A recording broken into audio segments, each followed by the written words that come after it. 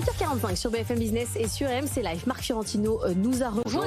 Bonjour Marc, et c'est vous qui faites le sommaire de votre propre moment de télévision. Et donc là, vous avez très envie de parler de la croissance française. On a eu les chiffres ce matin, 0,9% en 2025, fourchette basse des prévisions. Ouais, fourchette basse, mais j'ai lu, et je pense qu'on va se taper toute la journée, des commentaires sur c'était mieux que prévu.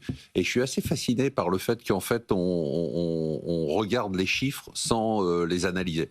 C'est-à-dire que le chiffre de la croissance, je trouve qu'il est très intéressant. Les commentaires sont très intéressants parce qu'ils sont complètement à côté de la plaque. On nous explique que c'est génial, on fait 0,9%, c'est un petit peu mieux que prévu. Et puis on ne regarde pas tout ce qu'il y a autour. C'est-à-dire que ce taux de croissance, il est passionnant parce qu'il est généré par un déficit et il génère du déficit. C'est-à-dire qu'en gros, on fait de la croissance uniquement parce qu'on fait du déficit budgétaire et qu'il faut rapprocher le taux de croissance d'un déficit budgétaire qui est complètement délirant avec une dette qui est au niveau le plus haut, c'est-à-dire qu'on stimule la croissance, mais il faut la stimuler avec plus de 5% de déficit pour accoucher de 0,9%, ce qui est absolument... C'est-à-dire qu'on achète très cher nos 0,9 de croissance. Oui, enfin, ce que je dis toujours, c'est que dans la théorie économique, il y a ce qu'on appelle le multiplicateur budgétaire, c'est-à-dire que quand on met un point d'investissement par l'État, normalement, ça doit générer 2 points de croissance. Là, on met 5,3% de déficit et on génère 0,9%. C'est juste dramatique. Ensuite, ce qui est très intéressant, et là, ça devient un peu plus subtil, mais intéressant aussi, c'est qu'une partie, évidemment, de cette croissance vient de la consommation des ménages, qui génère du déficit commercial. C'est-à-dire qu'on part du déficit public, on génère une croissance qui est médiocre, et derrière cette croissance, elle génère du déficit commercial. Deuxième point. Troisième point qui est très intéressant, c'est qu'en fait, on n'a pas l'idée en France, et on n'en parle pas assez, je trouve, dans les chiffres économiques et dans les explications, les gens ne savent pas comment est comptabilisé le secteur public. Est-ce que vous savez que la croissance et le PIB pour le secteur public, on prend tout simplement le nombre de fonctionnaires avec leur salaire. C'est comme ça qu'on mesure la croissance du secteur public. Vous savez que quand on parle du secteur privé, c'est la production. Bon, ça c'est assez simple. Que produisent des entreprises privées? Mais que produit le secteur public? Vous augmentez les fonctionnaires, ça augmente la croissance. Vous augmentez le nombre de fonctionnaires, vous augmentez leur salaire, vous générez de la croissance. Ça explique par exemple pourquoi on a un pouvoir d'achat qui est supérieur cette année en 2025. Pourquoi? Parce qu'on a fait des aides qui étaient des aides colossales pour limiter l'impact de l'inflation. Donc vous avez une inflation qui est extrêmement basse, on est à 0,7% en France.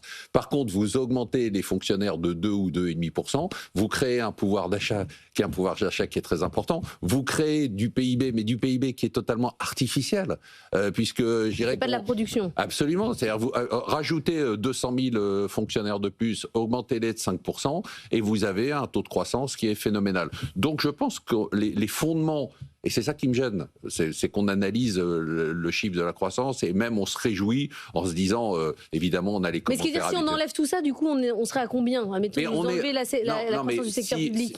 En fait, vous auriez les chiffres de l'Allemagne, c'est-à-dire que l'Allemagne qui n'a pas fait de relance jusqu'à maintenant a eu une croissance zéro, mais avec des équilibres financiers, c'est-à-dire un excédent commercial. D'accord, avec un excédent budgétaire et avec une dette qui est au niveau des plus bas de l'Europe. Donc on a des fondamentaux économiques en France qui sont désastreux. On passe à l'actualité américaine et Donald Trump qui annonce un nom pour remplacer Jérôme Powell dans la journée. Désormais, c'est Kevin Warsh. Avec 95% chez les parieurs, ça sera lui qui sera nommé aujourd'hui. Alors, il a été reçu hier à la Maison-Blanche, c'est pour ça que Bloomberg pense que c'est lui. Alors, ce qu'on sait de lui, c'est ce qu'il a dit, c'est que il fait partie on dit qu'il fait partie des faucons. C'est-à-dire que c'est pour ça que les marchés d'ailleurs ce matin étaient un petit peu, vous en parliez tout à l'heure, un petit peu perdus en disant bah oui, finalement les taux américains sont un peu remontés. Pourquoi? Parce qu'il veut réduire le bilan de la Fed. Oui, alors lui, ce qu'il avait dit, mais c'était il y a quelques années, c'est qu'il trouvait que le bilan de la Fed. Il faut rappeler que c'est un ancien gouverneur de la Fed en 2006, le plus jeune gouverneur de la Fed. Là-dessus, il n'y a pas de secret aussi, il ne faut pas se tromper. C'est un homme qui n'aura pas d'autre choix que d'appliquer le diktat de Trump. Et le diktat de Trump est clair, c'est baisser les taux. Alors son objectif de taux, il est absurde. Hein. Je rappelle qu'on est à 3,5, dans la fourchette 3,5, 3,75. Trump veut baisser les taux à 1%. Il ne baissera pas les taux à 1%, mais on va baisser les taux. Moi, j'y crois. Je sais que ce n'est pas les anticipations du marché. On va avoir des jumbo cuts à partir de mai. Et je pense qu'on va se retrouver avec des taux d'intérêt aux États-Unis de 2 ou de 2,5%. Donc il va basculer Colombe. Il n'aura pas le choix. Hein, se faire couper les ailes. Et c'est pour ça que, si vous voulez, on en avait parlé ensemble, rappelez-vous, ce qu'il a fait contre Jérôme Powell, de lui envoyer le département de la justice, évidemment, c'est pas pour Jérôme Powell. C'est-à-dire, c'est un message pour le prochain patron de la Fed. On a eu le début une bonne partie des résultats des GAFAM. Ça s'est mal passé pour Microsoft. Oui, Microsoft, c'est intéressant parce que maintenant, ces boîtes sont tellement énormes que l'analyse de leurs résultats, c'est plus de la microéconomie, c'est de la macroéconomie. Et Microsoft, en fait, quel est le problème sur la bulle IA et sur l'IA? C'est de se dire, il faut des investissements massifs.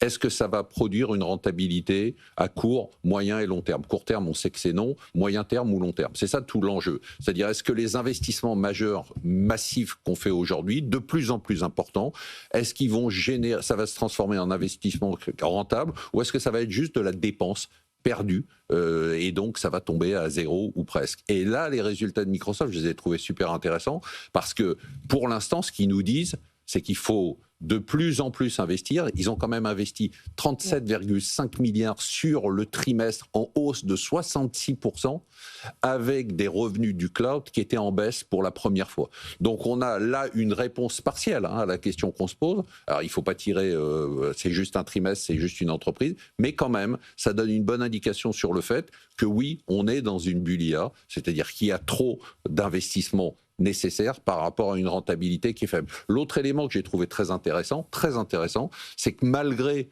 ces résultats désastreux quand même, vécus comme désastreux avec une baisse de quasiment 10% de Microsoft, le Dow Jones hier a fermé en hausse et le Nasdaq n'a baissé que de 0,70%. Donc ça veut dire quand même qu'il y a une rotation et qu'il y a toujours une volonté et des liquidités pour investir dans la bourse. Le dollar qui continue de baisser, un problème pour les Américains, un problème pour les Européens. On l'a vu notamment dans les résultats de LVMH, ça commence à coûter cher à ceux qui exportent aux États-Unis. Absolument, c'est clair. Hein. Vous savez, on se moque toujours de Trump. Hein. C'est l'idée. Bon, il fait tout pour, mais son raisonnement encore est une fois de plus très simpliste. C'est-à-dire, c'est de dire, il faut que le dollar soit dévalué pour que nos produits soient plus compétitifs et les produits des autres moins compétitifs, et donc pour qu'on ait un meilleur résultat commercial. Et pour l'instant, ça fonctionne. C'est-à-dire que, d'abord, il a réussi à dévaluer le dollar. Je me rappelle qu'on se disait, comment il va faire? C'est pas possible, c'est compliqué, ça ne se dicte pas. On est allé à 1,20, même si on est redescendu sur l'euro.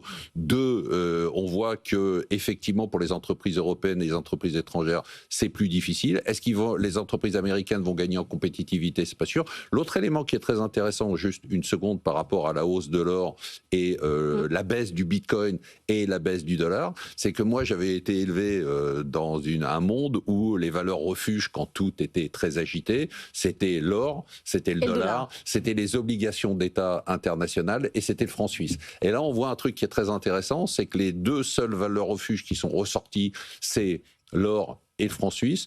Par contre, le dollar, plus du tout une valeur refuge, au contraire.